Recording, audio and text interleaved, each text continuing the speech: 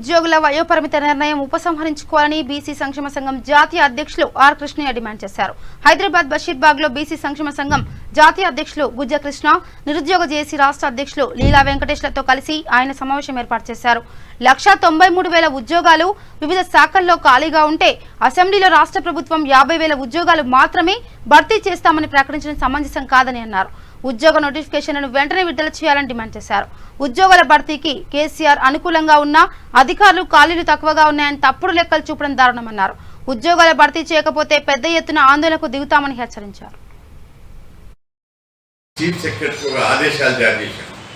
ఏంటంటే ఏ ప్రభుత్వ శాఖలో ఎన్ని ఖాళీలు ఉన్నాయి మొత్తం వివరాలతో సహా 27లోగా నాకు సమర్పించాలి అని చెప్పి ఈరోజు ఒక నిర్ణయం తీసుకుంటానని చెప్పి ముఖ్యమంత్రి ప్రకటించారు. నేను విజ్ఞప్తి చేసేది ఆల్ ప్రిన్సిపల్ సెక్రటరీలకు, కమిషనర్లకు, డైరెక్టర్లకు వార్నింగ్ కూడా ఇస్తున్నా.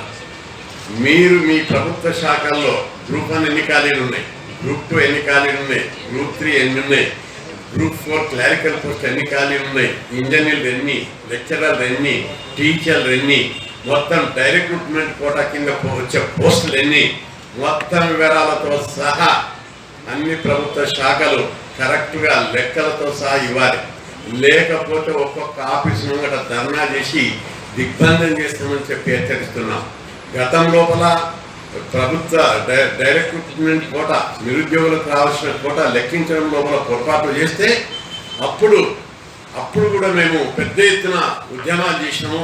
పబ్లిక్ సర్వీస్ కమిషన్ దిగ్బంధం చేసి మొత్తం పోస్టులు వచ్చే వరకు కూడా 2వ లిస్ట్ వేయడం జరిగింది. ఇప్పుడు 3 సంవత్సరాలు మరి వయోపరిమితి పెంచడం అనేది 3 సంవత్సరాలు నిరుద్యోగులు విచ్చలన చేయాల్సిన పరిస్థితి ఏర్పడుతుందని చెప్పి రాష్ట్ర ప్రభుత్వానికి గుర్తు చేస్తున్నారు. అసెంబ్లీలో అన్నారు దీన్ని విరమించుకోవడం అనడం కాదు, జీవో కాపీ తీయాలి, దాన్ని మళ్ళీ యథావిధిగా కొనసాగిస్తే ఖబర్దార్ అని చెప్పి హెచ్చరిస్తున్నాం. లేకపోతే అదే విధంగా కొనసాగిస్తే కనుక ఇక ధర్నాలు, రాష్ట్ర వ్యాప్తంగా ఉద్యమాలు, అసెంబ్లీ ముట్టడించడానికి కూడా మేము సిద్ధపడతామని చెప్పి కూడా హెచ్చరిస్తున్నాం. ఎందుకంటే దాదాపుగా 24 లక్షల నుంచి 30 లక్షల మంది నిరుద్యోగులు గ్రూప్ 1, గ్రూప్ 2, గ్రూప్ 3, గ్రూప్ 4 ఉద్యోగాల నోటిఫికేషన్ లేక, బ్యాక్లాగ్ పోస్టులు పడడం లేక, అదేవిధంగా ప్రభుత్వ పాఠశాలలో ఉపాధ్యాయులు లేక, ఉద్యోగాలతోని, అవుట్సోర్సింగ్ విధానాలతోని, కాంట్రాక్ట్ పద్ధతులతోని నడిపిస్తున్నారు ఈ రాష్ట్ర ప్రభుత్వం. రాష్ట్ర ప్రభుత్వం వచ్చిన తర్వాత అవుట్సోర్సింగ్ విధానాన్ని ఎత్తివేస్తాం, కాంట్రాక్ట్ విధానాన్ని నేను రద్దు చేస్తానని చెప్పినటువంటి ముఖ్యమంత్రి గారు ఈ రోజు అవుట్సోర్సింగ్ విధానాన్ని ఎంకరేజ్ చేస్తున్నారు. పద్ధతి ఇది కరెక్ట్ అయిన పద్ధతి కాదని చెప్పేసి నేను హెచ్చరిస్తున్నా.